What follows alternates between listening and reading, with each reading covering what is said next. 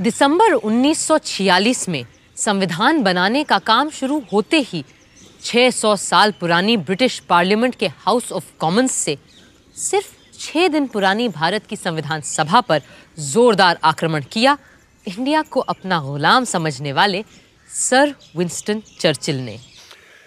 Churchill साहब की हिमाकत देखी आपने मौलाना। हाउस ऑफ कॉमन्स में जनाब फरमाते हैं कि any attempt by the Congress Party to establish Hindu rule on the basis of majority will be fatal to any conception of the unity of India. This unity was a superficial appearance imposed there by the long generations of British rule. And it would pass away once the impartial guidance from the outside is withdrawn.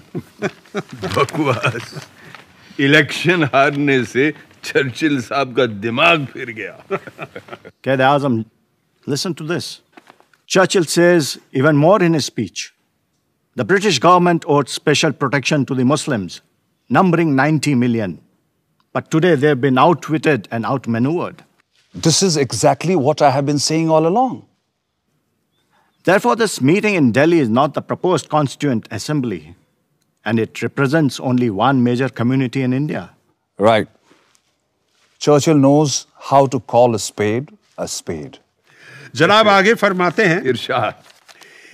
If a bride or a bridegroom fails to turn up at the church, the result is what is called a unilateral wedding. The absolute essence is that both parties should be there. और वो खुद क्या हैं? दुल्हन के बाप।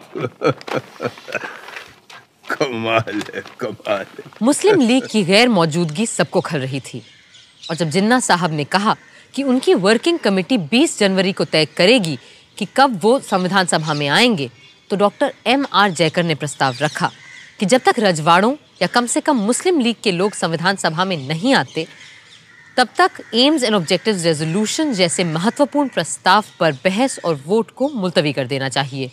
पर हर किसी को ये बात गवारा नहीं थी। If this resolution is postponed, what guarantee is there that the Muslim League will come and attend the sessions?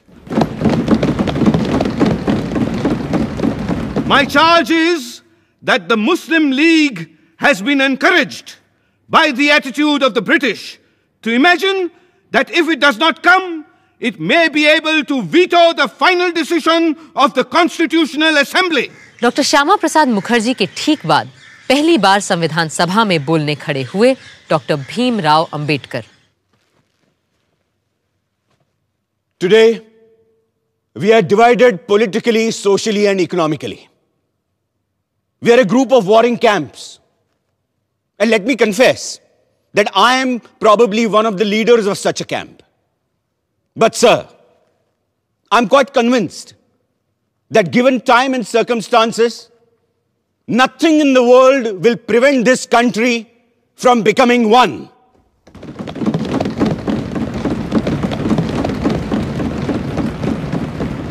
However, I find no reference to the idea of grouping in the objectives resolution. Personally, I do not like the idea of grouping. But I always thought the Congress Party had agreed that if the provinces which are placed under different groups consent to form a union or sub-federation, it would have no objection. Then why is there no mention of this? An omission that is bound to prevent the Muslim League from entering this assembly. I'm not asking you to consider whether you have the right to pass this resolution straight away or not. It may be that you have the right to do so.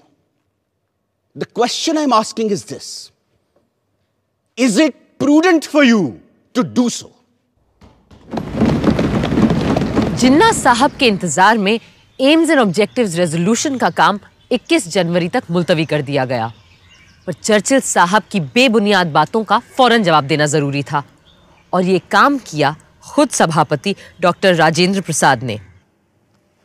London के house of Commons में अभी पिछले दिसंबर में mister Churchill ने फरमाया कि हमारी ये संविधान सभा भारत के केवल एक धर्म के लोगों की नुमाइंदगी करती है। उन्होंने ये भी कहा कि ये असेंबली सिर्फ हिंदुओं की एक सभा है, और साथ में उन्होंने ये सवाल भी उठा दिया कि whether this meeting of caste Hindus in Delhi can be regarded by the government as the constituent assembly at all. इस किस्म के बयान ना सिर्फ तथ्यों के बिल्कुल विपरीत हैं, बल्कि गलत और भ्रामक बातें भी फैलाते हैं। और इसी वजह से मैं ये जरूरी समझता हूं कि आज हम यहां सच को सामने रखें।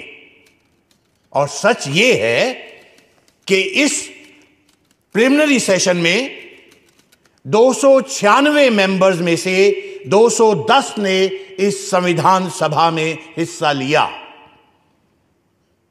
और इन 210 मेंबरान में से 155 Hindu, 30 scheduled caste, 5 Sikh, 6 Indian Christians, 5 backward tribes के नुमाइंदे, 3 एंग्लो इंडियंस, 3 पारसी, और 80 में से 4 मुसलमान भी शामिल रहे हैं।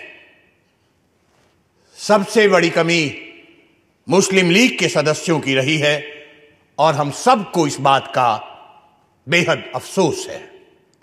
लेकिन जो संख्याएं मैंने गिनाई हैं, उनसे यह साफ जाहिर हो जाता है कि इस असेंबली को सिर्फ एक मेजर कम्युनिटी का नुमाइंदा बताना या सिर्फ हिंदुओं की सभा कहना तथ्यों के साथ सरासर खिलवाड़ है। 20 जनवरी को जिन्ना साहब ने बिना कोई वजह बताए मुस्लिम लीग वर्किंग कमेटी की मीटिंग फिर टाल दी। लिहाजा डॉक्टर जयकर ने ऑब्जेक्टिव्स रेजोल्यूशन को स्थगित करने का अपना अमेंडमेंट वापस ले लिया, और 22 जनवरी को संविधान सभा का पहला और सबसे महत्वपूर्ण प्रस्ताव पास कर दिया गया। जवाब में कायदे आजम जिन्ना ने संविधान सभा में आना तो दूर, पूरी कॉन्स्टिट्यूएंट असेंबली को ही गैर कानूनी और नाजायज करार दे डाला। The working committee of the Muslim League is emphatically of the opinion that elections to and the summoning of the Constituent Assembly, in spite of the strong protest and emphatic objection of Muslim League, were ab initio void, invalid, and illegal, as the major parties had not accepted this statement. And the continuation of the Constituent Assembly and its proceedings and its decisions are ultra-virus, invalid, illegal, and therefore it should be dissolved forthwith. उधर chamber of princess यानी राजे रजवाड़े भी पंडित नेहरू के प्रस्ताव से बहुत घबराए हुए थे। नवाब साहब भोपाल ने राजघरानों की हड़बड़ाहट एक प्रेस कॉन्फ्रेंस में जाहिर की।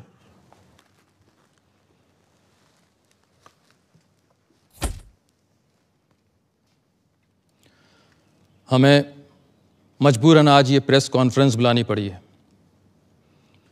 क्योंकि पंडित नेहरू ने कॉन्स्टिट्यूएंट असेंबली में जो रेजोल्यूशन पास करवाया है वो कैबिनेट मिशन में तय की गई बातों से बिल्कुल मुख्तलिफ है,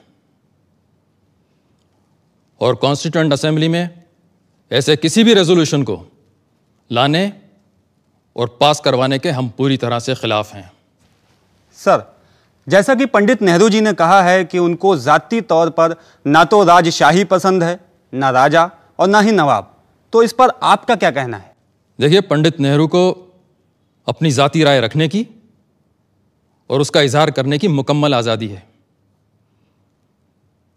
लेकिन हां, अगर उन्होंने अपना बनाया हुआ कोई कानून हम पे ज़बरदस्ती थोपने की कोशिश की तो हिंदुस्तान के 550 शाही घरानों ने चूड़ियां नहीं पहन रखी हैं।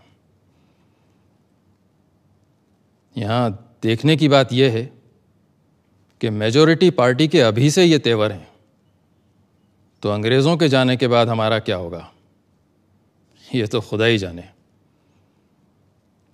उसके लिए हम अपने चैम्बर ऑफ प्रिंसेस का रेजोल्यूशन आपके सामने रखेंगे।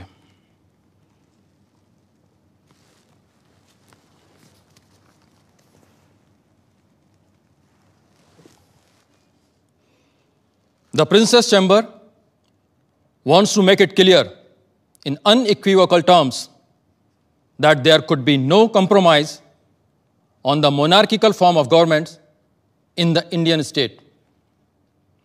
Some checks and breaks have to be provided against the majority party running amok in the future governance of India. And the Chamber demands that there are guarantees and assurances given that territories of the princely states are not interfered with once the British have left. And we will be free to follow our customs and rules as far as the succession is concerned.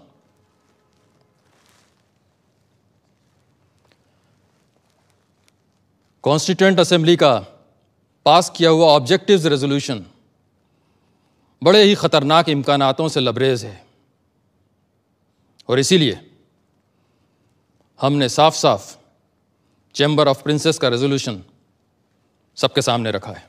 सन 47 की शुरुआत में यहाँ हिंदुस्तान में लोग संविधान सभा से तमाम उम्मीदें लगा रहे थे और तरह तरह की मांगें उठा रहे थे, लेकिन वहाँ इंग्लैंड के हाउस ऑफ कॉमन्स में प्रधानमंत्री एटली ने एक महत्वपूर्ण पर नाटकीय घोषणा कर डाली। ये ऑल इंडिया रेडियो है।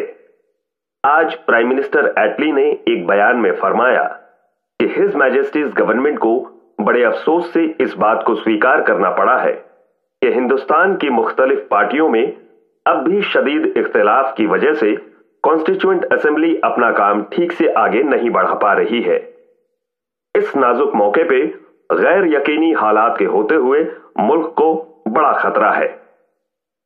चुनांचे हिज मैजेस्टीज गवर्नमेंट ये वाजे करना चाहती है कि एक ठोस कदम उठाने का उनका इरादा अब टल नहीं सकता और वो हिंदुस्तान की बागडोर हिंदुस्तानी हाथों में सौंपने की तारीख जून 1948 के आगे नहीं बढ़ा सकती और ब्रिटिश इंडिया की बागडोर हिंदुस्तानी हाथों में सौंपने की जिम्मेदारी होगी नए वाइसरॉय एडमिरल वाइकाउंट माउंटबेटन की, ताकि हिंदुस्तान खुद मुख्तारी से आगे चलकर एक खुशहाल और खुशबाश मुल्क बन पाए। असली इम्तिहान तो अब आएगा जवाहर, जब हमें अपनी सरकार बनानी और चलानी पड़ेगी। हम तैयार हैं बापू। सरदार के साथ मिलकर मैंने एक लिस्ट भी तैयार कर ली है। बस हमने अपनी लिस्ट में ऐसे किसी को नहीं रखा है जो हमारी सोच का हिमायती न हो और जो अब तक अंग्रेजों का चाटुकार रहा हो। सरदार, हो सकता है कि कुछ लोगों ने ऐसा किया हो, पर अंग्रेजों की सेवा करके वो हमारे दुश्मन तो नहीं बन जाते हैं ना। वो भी आखिरकार हिंदुस्तानी ही है और अगर अब उन्हें मौका मिलेगा तो वो हिंदुस्तान के लिए भी अपना हुनर दिखाएंगे। ठीक बात है बापू। कैबिनेट के 14 लोग छांटते वक्त हमें और किसी बात को नहीं, सिर्फ हुनर को तरजीह देनी चाहिए। एक और बात का ख्याल रखना होगा आपको। 14 में से 7 लोग ऐसे हों जो कांग्रेस के ना हो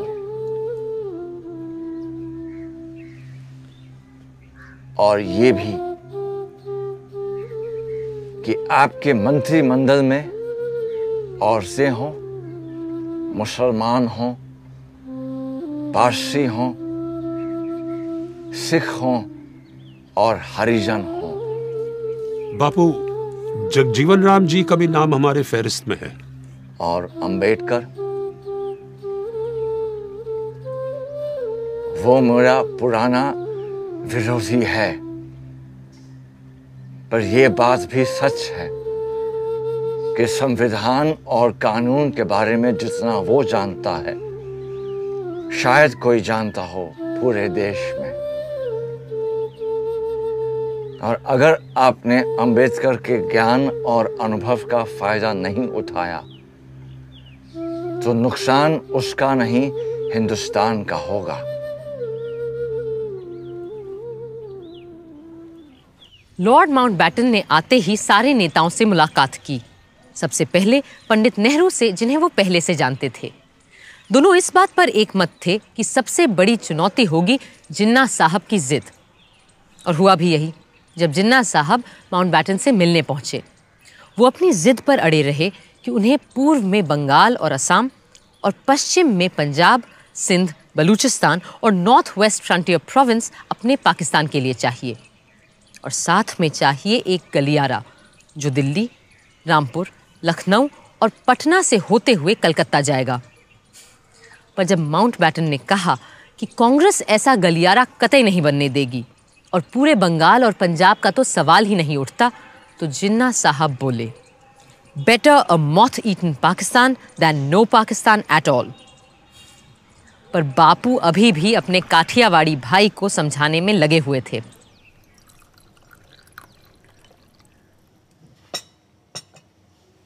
May I have some salt, please? Sure.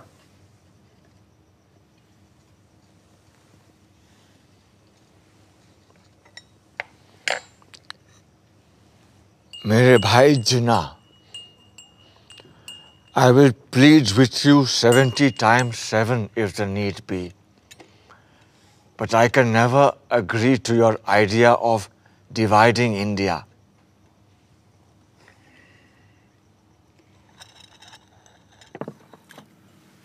In that case, let's agree to disagree on the question of partition. But I'm entirely with you on the question of signing an appeal to both Hindus and Muslims to keep peace. If you want, you can have a look at the draft typed by my assistant. I need not read anything that you ask me to sign.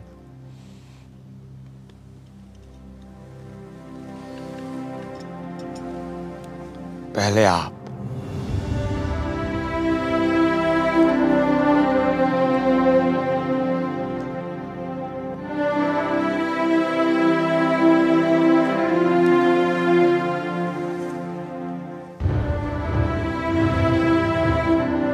मैं Lord Mountbatten से कहने जा रहा हूं कि अगर जरूरत पड़े तो वो अंतरिम सरकार को बर्खास्त करके जिन्ना को दावत दें और कहें कि वो अपने मन की सरकार कायम कर लें। बस पाकिस्तान बनाने की मांग छोड़ दें। बापू, आप अपनों की बलि चढ़ाकर एक ऐसे आदमी की हिमायत कर रहे हैं जिसने सारी जिंदगी आपका विरोध किया है। अगर मेरे अपनों की बलि चढ़ाकर हिंदुस्तान बच जाता है तो सौदा महंगा नहीं है सरदार। बापू, ये आपका ज्यादा ख्याल हो सकता है। आपको लगता है कि सेंट्रल असेंबली इस बात पर आपका साथ देगी? अगर ऐसा हुआ तो तुम्हें मुझे वचन देना होगा कि कांग्रेस सदन में अपने बहुमत का इस्तेमाल जिन्ना की सरकार को रोकने के लिए नहीं करेगी।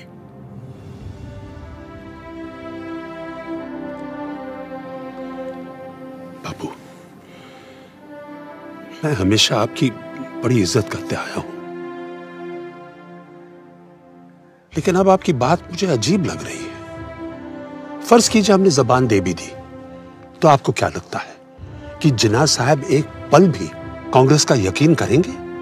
और फिर सदन में इतने सारे लोगों को समझाना क्या आसान होगा कि आप सारे के सारे चुपचाप हाथ पर हाथ धरे तमाशा देखते रहो कि कैसे जिन्ना जैसे तानाशाह की मनमर्जी चलती है? ना ना ना, ऐसे पागलपन के स्वांग में हिस्सा लेने के बजाय मैं सभा से इस्तीफा देना पसंद करता हूँ। बापू, लॉर्ड माउंटबैटन खुद जानते हैं कि इन हालात में मुस्लिम लीग को सरकार बनाने देना बिल्कुल फजूल की बात होगी। शायद आप लोग बेहतर समझते हैं। वैसे भी मेरे जैसे बूढ़े का यहाँ क्या काम? मुझे तो बिहार और बंगाल में होना चाहिए। जहां दंगे फिर भड़क रहे हैं। यहां तो आप लोग हैं ही दिल्ली संभालने के लिए।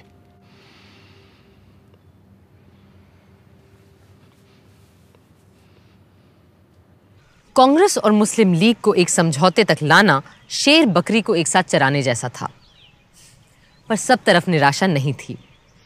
अप्रैल के अंत में जब संविधान सभा दूसरी बार मिली तो कई रजवाड़ों के नुमाइंदे उसमें शामिल हो चुके थे। बड़ौदा, कोचिन, उदयपुर, जोधपुर, जयपुर, बीकानेर, रीवा और पटियाला जैसे महत्वपूर्ण राजघरानों के प्रतिनिधि अब कॉन्स्टिट्यूएंट असेंबली में शामिल थे। The Constituent Assembly welcomes the representatives of the princely states and expresses the hope that others who have not chosen their representatives will take immediate steps to do so. विडंबना ये थी कि जिस वक्त भारत के नागरिकों को ये डर था कि वो भारत के ही नागरिक रहेंगे या बंटवारे के बाद एक नए मुल्क के बाशिंदे बन जाएंगे, उस वक्त संविधान सभा में भी नागरिकता पर ही बात हो रही थी। Now I come to clause 3. Every person born or naturalized in the Union according to law shall be a citizen of the Union. Sir, क्या संघ में पैदा होने वाला हर बाशिंदा, भले वो जर्मन हो या जापानी, इस देश का नागरिक बन जाएगा और भारतीय नागरिक के सारे हक भी पा जाएगा? मगर इन शब्दों पर भी तो गौर कीजिए महोदय। सब्जेक्ट टू ज्यूरिसडिक्शन, यानी विदेशी राजदूतों और डिप्लोमेट्स के यहां पैदा होने वाले बच्चे हमारे नागरिक नहीं बन जाएंगे। पर मान लीजिए कोई जापानी महिला हिंदुस्तान से गुजर रही है और उसको बच्चा हो जाता है, तो क्या होगा? The American Supreme Court says that a casual visitor will not fall in this clause. And what happens to a man who is not passing through but stays for trade or some other purposes? Sir, मेरा प्रस्ताव है कि हम इस close को फिलहाल postpone कर दें और कल इस पर चर्चा करें। For the time being, let us accept the general principle. We need not manufacture a law of nationality overnight before 11 o'clock tomorrow morning. I will request lawyers and jurists who are members of this house to pay attention to this clause, and a committee of 3 lawyers is formed.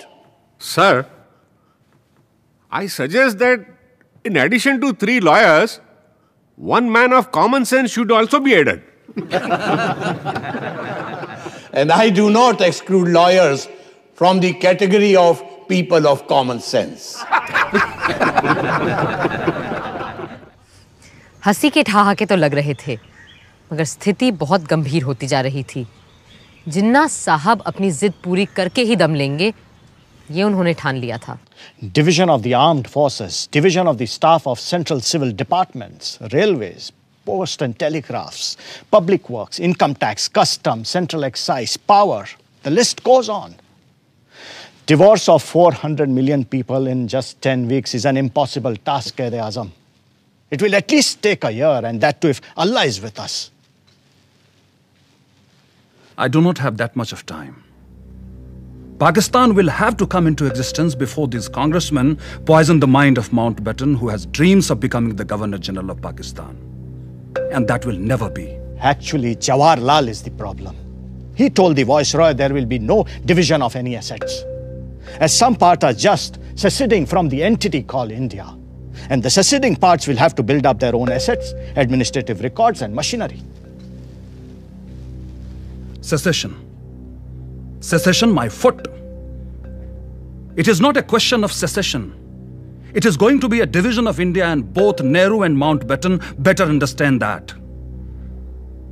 Otherwise, I'm going to call for another direct action day. ऐसे में जब viceroy Mountbatten ने हिंदुस्तान के बंटवारे की तजवीज़ सामने रखी, तो कई लोग सोचने लगे कि जहर पूरे देश में फैल जाए, इससे बेहतर यही होगा कि शरीर का बीमार भाग काटकर अलग कर दिया जाए। इस माहौल में कांग्रेस कार्यकारिणी की बैठक हुई।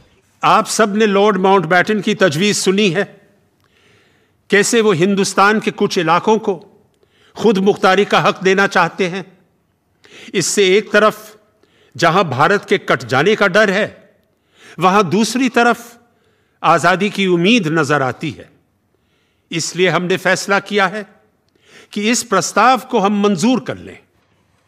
कांग्रेस पहले तो मुस्लिम लीग को ढील देती चली गई कि शायद अब वो संविधान सभा में आ जाएंगे, पर इससे हमें मिला क्या?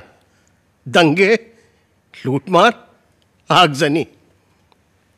हमें अहिंसा और स्वराज के अपने सिद्धांत को सामने रखकर ही कोई फैसला करना चाहिए था, पर अब तो एकमात्र लोकतांत्रिक तरीका यही बचा है कि हम माउंटबैटन के प्रस्ताव को अपनी मंजूरी दे दें।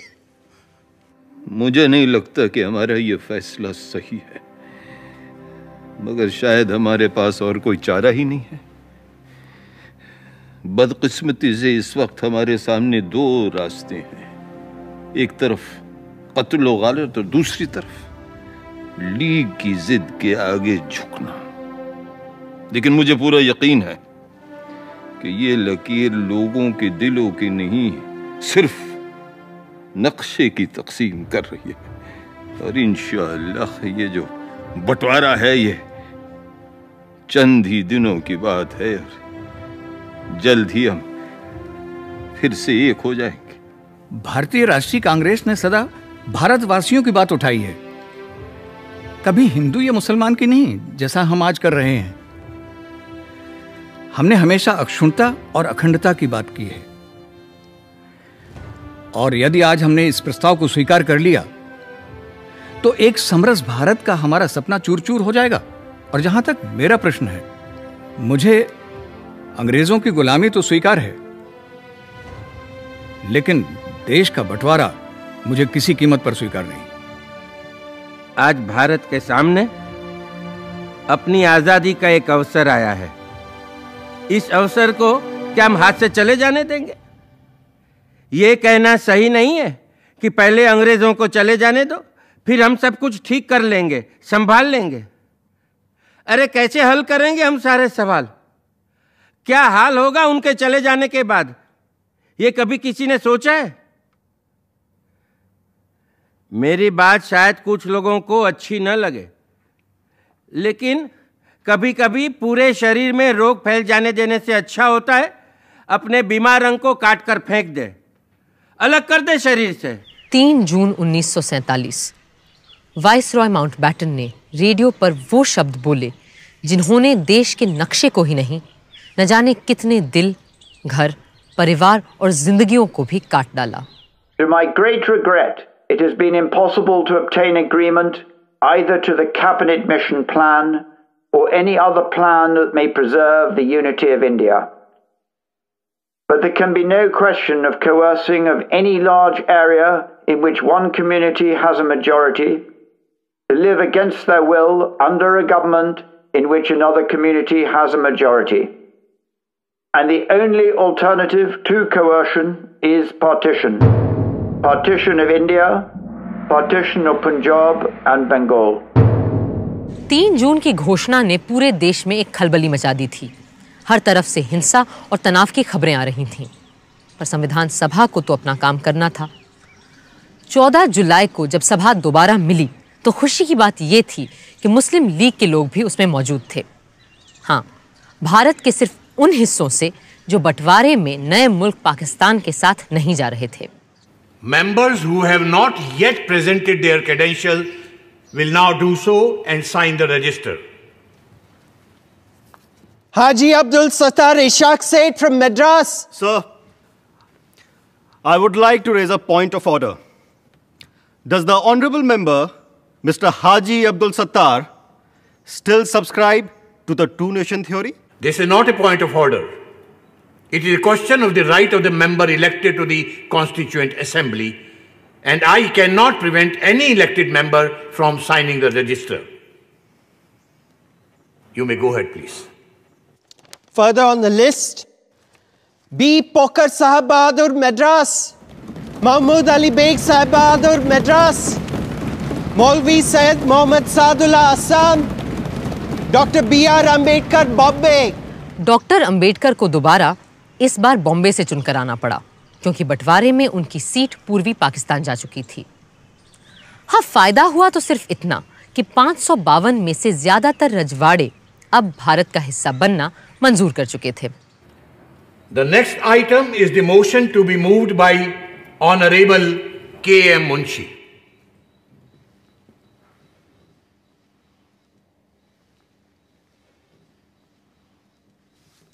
महोदय, इस सप्ताह के अंत तक ब्रिटिश पार्लियामेंट भारत की आजादी का लेजिस्लेशन पारित कर चुकी होगी और 15 अगस्त 1947 को हमें स्वतंत्रता मिल जाएगी। वो स्वतंत्रता जिसका हमें सदियों से इंतजार था। हमारे देश में अब एक तरह की समानता आ गई है, हालांकि स्वयं देश की सीमाएं सिकुड़ गई हैं। अब हम एक आजाद और सशक्त भारत के उद्देश्य की ओर पूरे जोश और उल्लास से आगे बढ़ सकेंगे।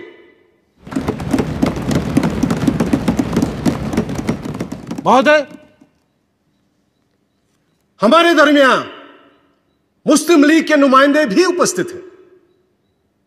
मुझे पूरा विश्वास है कि वो भारत के देशभक्त और कानून का पालन करने वाले नागरिक की हैसियत से यहां रहेंगे और संविधान रचने में पूरी तरह हमारी सहायता भी करेंगे ताकि उनकी माइनॉरिटी को इस देश में एक सम्मानित स्थान मिले।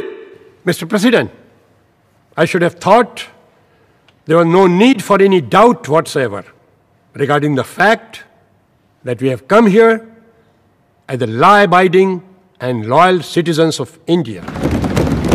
एक हफ्ते बाद 22 जुलाई के दिन पंडित नेहरू जब बोलने खड़े हुए तो उन्होंने प्रस्ताव नहीं, कपड़े के 2 टुकड़े सभा के सामने रखे। It is my proud privilege to move the following resolution. Resolve that the national flag of India will be horizontal tricolor of deep saffron, white and dark green in equal proportions. In the center of the white band, there shall be a wheel in navy blue to represent the charkha.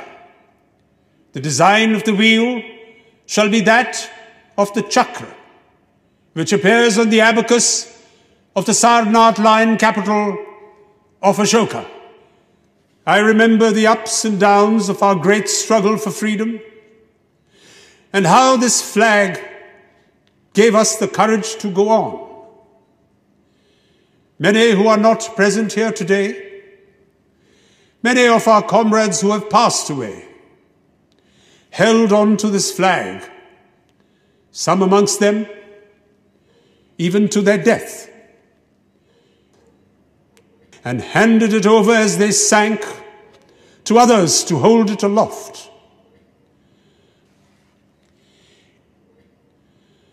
So, in this simple form of words, there is much more than will be clear on the surface. There is the struggle of the people for freedom, with all its ups and downs, and trials and disasters. And there is finally today, as I move this resolution, a certain triumph about it, a measure of triumph in the conclusion of that struggle. So, I present this flag to you. Perhaps I am partial, but I do think it is a very beautiful flag to look at, and it has come to symbolize many beautiful things. Things of the spirit and things of the mind.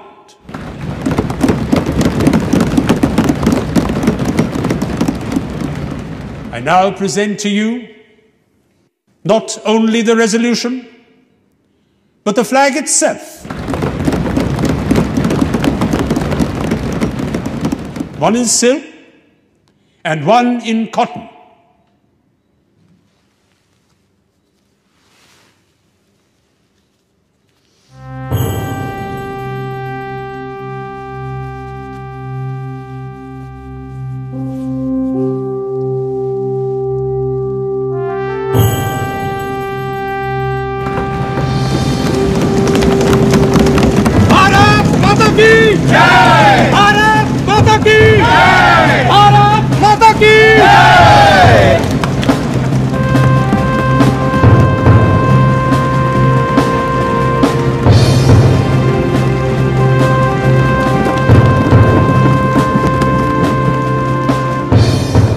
I beg to move this resolution.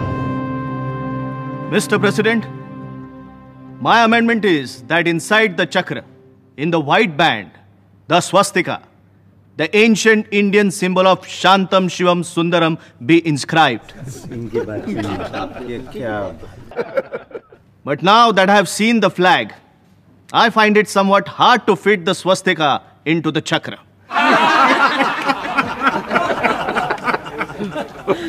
In these circumstances, I beg leave to withdraw my amendment. HV Kamat साहब के लिए हर बात का विरोध करना जरूरी था, पर सदन के बाकी सदस्य हिंदुस्तान के नए परचम के साथ थे। मोहम्मद सादुल्ला ने खुलकर अपनी बात रखी। जनाब सदर, मेरे ख्याल में हमारा परचम सिर्फ परचम नहीं है, इसमें हमारी उम्मीदों के रंग हैं, हमारी जद्दोजहद और कुर्बानियों की कहानी भी है।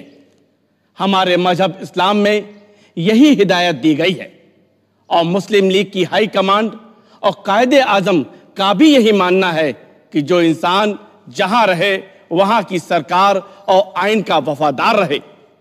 और इसी उसूल को मानते हुए मैं उस परचम को सलाम करता हूं जो यहां हाउस में पंडित जवाहरलाल नेहरू ने पेश किया है। महोदय, मैं कहना चाहता हूं कि 27 वर्षों के इस स्वतंत्रता संग्राम में जिस तिरंगे के नीचे हमने स्वाधीनता प्राप्त की है, वही रंग हमारे राष्ट्रीय ध्वज के रंग हों, यह एक स्वाभाविक बात है। मुझे दुख है कि इस समय कुछ लोग सांप्रदायिकता में मदमस्त होकर आपत्तिजनक घटनाएं कर रहे हैं। अभी परसों की ही बात है, दिल्ली में हिंदी के संबंध में एक सभा हुई, वहां हुल्लड़बाजी हुई। इतना ही नहीं, कई मोटरों पर जो राष्ट्रीय ध्वज लगे हुए थे उन्हें निकालकर फेंक दिया गया। मैं कहता हूं कि सांप्रदायिकता से मदमस्त होकर झंडे का अपमान करना सारे राष्ट्र का अपमान करना है। भारत माता की जय! भारत माता की जय! भारत माता की जय! संविधान सभा का अगला यानी 5वां सत्र शुरू होना था एक बहुत ही ऐतिहासिक दिन, 15 अगस्त 1947। 14 अगस्त की शाम से ही सदन की कार्यवाही शुरू हो गई थी, उस घड़ी के इंतजार में जिसका हर हिंदुस्तानी को जाने कब से इंतजार था। वंदे मातरम, वंदे मातरम, सुजलाम सुफलाम मलयज शीतलाम सस्य श्यामलाम मातरम, वंदे मातरम, शुभ्र ज्योत्स्ना पुलकित यामिनीं फुल्लकुसुमित द्रुमदल शोभिनीं सुहासिनीं सुमधुर भाषिनीं सुखदां वरदां मातरं, वन्दे मातरं, वन्दे मातरं।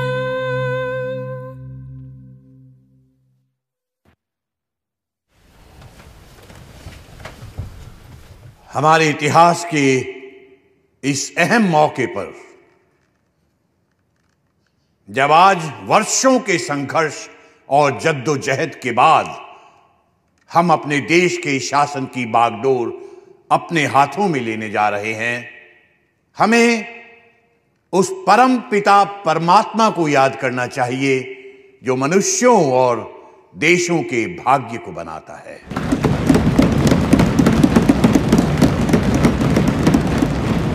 और हम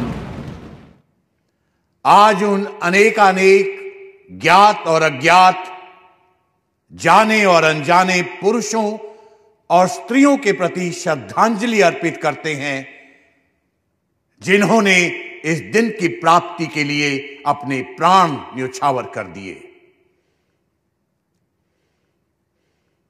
हंसते हंसते फांसियों के तख्ते पर चढ़ गए, गोलियों के शिकार बन गए। जिन्होंने जेल खानों और काला पानी के टापू में घुल घुल कर अपने जीवन का उत्सर्ग कर दिया।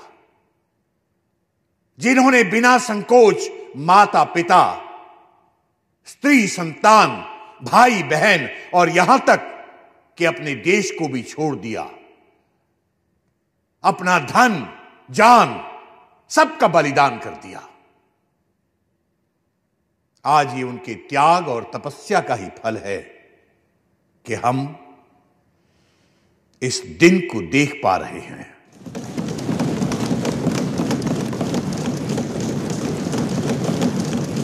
हम अपनी श्रद्धा और भक्ति का उपहार महात्मा गांधी जी को भी भेंट करें, जिन्होंने निराशा और मुसीबत के अंधेरे कुएं से खींचकर हमें बाहर निकाला, हमारे दिलों में ऐसी जिंदगी फूंकी कि हम में अपने जन्म सिद्ध अधिकार स्वराज के लिए दावा पेश करने की हिम्मत और ताकत आई, जिन्होंने हमारे हाथों में सत्य और अहिंसा का एक ऐसा अचूक अस्त्र दिया कि जिसके जरिए बिना हथियार उठाए स्वराज का अनमोल रत्न हमने हासिल कर लिया।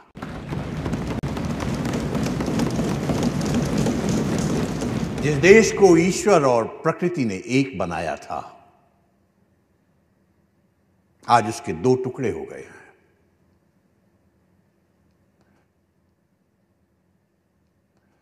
मुझे यह कहना पड़ता है कि इस बंटवारे से हमारे दिलों में दुख है, मगर इसके बावजूद हम आपकी और अपनी तरफ से पाकिस्तान के लोगों को अपनी नेक नियति, उनकी तरक्की और कामयाबी के लिए अपनी सदिच्छा और सद्भावना प्रकट करना चाहते हैं।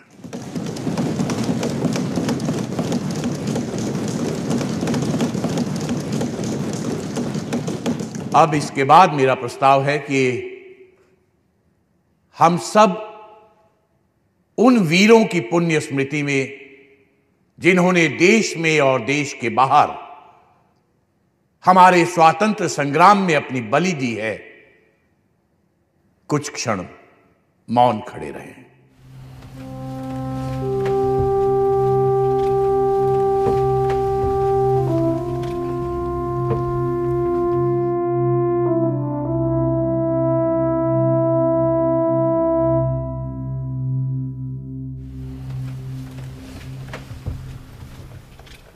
अब पंडित जवाहरलाल नेहरू अपना प्रस्ताव प्रस्तुत करेंगे।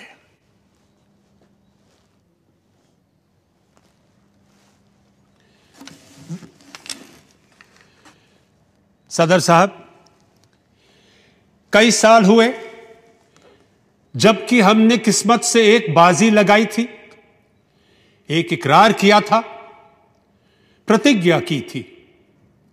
अब वक्त आया है कि हम इसे पूरा करें, बल्कि वो पूरा तो शायद अभी भी नहीं हुआ, लेकिन फिर भी एक बड़ी मंजिल पूरी हुई, हम वहां पहुंचे हैं।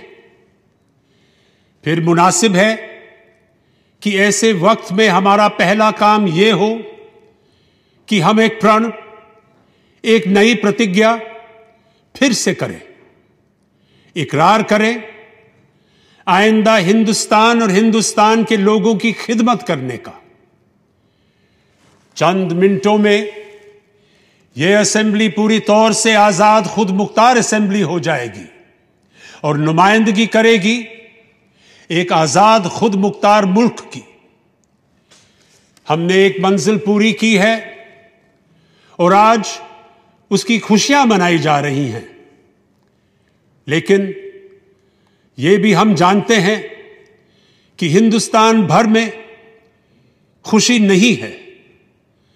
हमारे दिल में रंज के टुकड़े काफी हैं और दिल्ली से बहुत दूर नहीं, बड़े बड़े शहर जल रहे हैं। वहां की गर्मी यहां आ रही है। खुशी पूरे तौर से नहीं हो सकती, लेकिन फिर भी इस मौके पर हिम्मत से इन सब बातों का सामना करना होगा। अब मैं अपनी बात अंग्रेजी में भी पेश करूंगा। Long years ago, we made a tryst with destiny, and now the time comes when we must redeem our pledge. Not wholly or in full measure, but very substantially. At the stroke of the midnight hour, when the world sleeps, India will awake to life and freedom.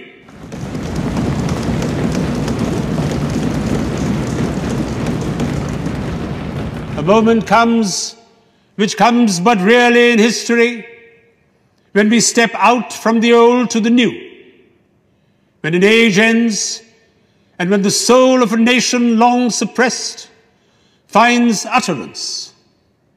It is fitting that at this solemn moment, we take the pledge of dedication to the service of India and her people, and to the larger cause of humanity. सारा हिंदुस्तान और पूरी दुनिया नेहरू जी के अल्फाज सुन रही थी और घड़ी के 12 बजने का इंतजार कर रही थी। I will now put the resolution to vote. Sir, Mr. President, there are 2 amendments that are standing in my name.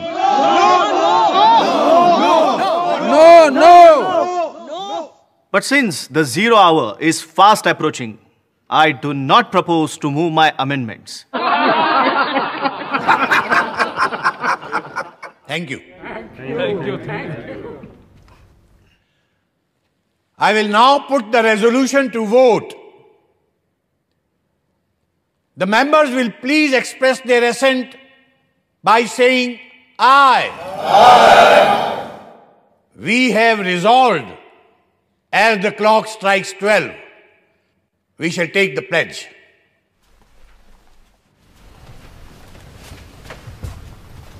It is just half a minute to 12. I am expecting the clock to strike 12.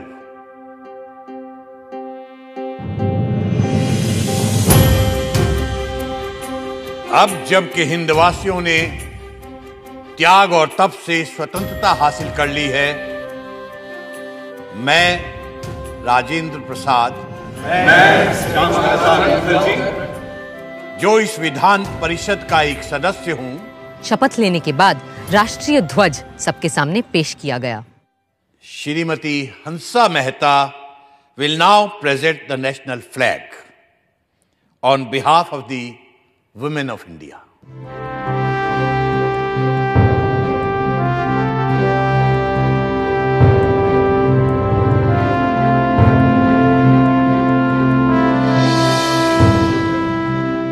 मैं प्रार्थना करती हूँ इस तिरंगे की छत्र छाया में रहने वालों को सारे सुख और समृद्धि मिले। जय हिंद, जय हिंद, जय हिंद, जय हिंद, जय हिंद, जय हिंद। साथ ही श्रीमती सुचेता कृपलानी ने अल्लामा इकबाल का लिखा कौमी तराना गाया, सारे जहां से अच्छा हिंदोसता हमारा। और फिर संविधान सभा में पहली बार वो स्वर गूंजे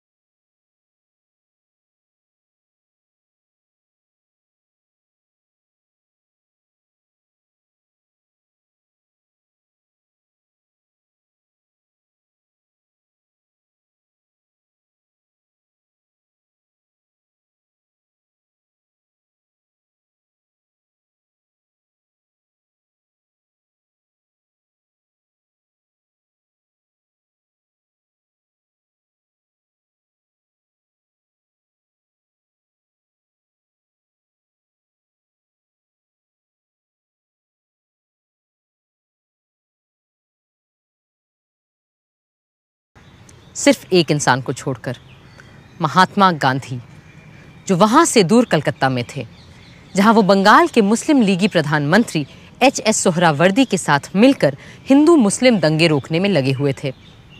15 अगस्त की सुबह भी हर रोज की तरह उन्होंने 5 बजे प्रार्थना सभा की।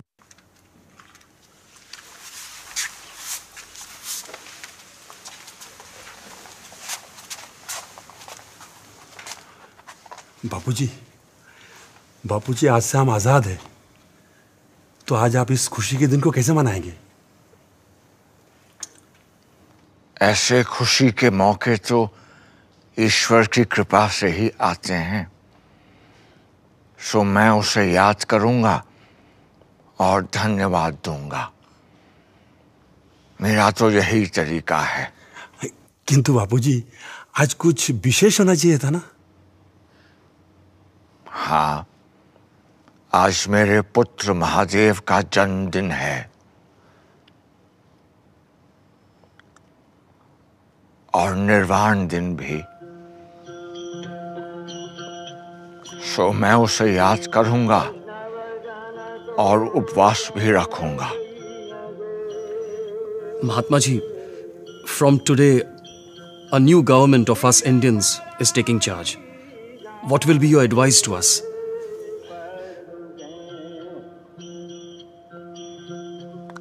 Be humble.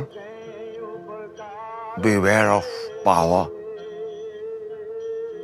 Power corrupts. Do not let yourselves be trapped by pomp and pageantry. Remember, you are in office to serve the poor in India's villages. सबको सन्मति दे भगवान।